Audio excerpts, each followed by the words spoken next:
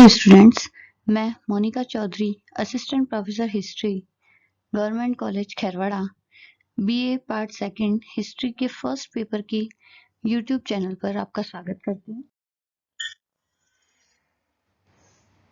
आज के इस वीडियो में हम बक्सर के युद्ध के महत्व के बारे में पढ़ेंगे। बक्सर का युद्ध भारतीय इतिहास का एक प्रमुख मोड़ बिंदु था। इस युद्ध में अंग्रेजों की निर्णायक विजय हुई थी।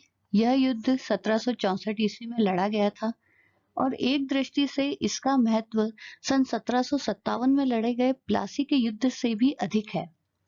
प्लासी में तो क्लाइव के षड्यंत्र के कारण बिना लड़े ही अंग्रेजों को विजय प्राप्त हो गई थी, और परंतु बक्सर के मैदान पर अनुभवी सेनानायक शुजाउद्दौला, जिसके पास अंग्रेजों की तुलना में 5 गुना अधिक सेना थी और एक श्रेष्ठ तोपखाना भी था, उसे परास्त होना पड़ा था।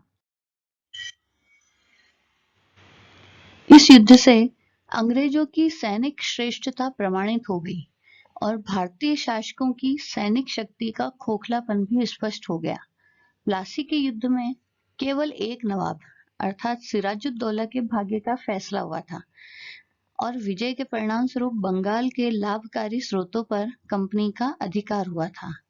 परंतु इस युद्ध में 3 प्रमुख व्यक्तियों यानी कि मुगल सम्राट शाह आलम और अवध के नवाब शुजाउद्दौला और मीर कासिम के भाग्य का फैसला हो गया था और विजय के फलस्वरूप संपूर्ण अवध सूबे पर भी अंग्रेजों का नियंत्रण हो गया था। इस युद्ध का संपूर्ण भारत पर प्रभाव पड़ा।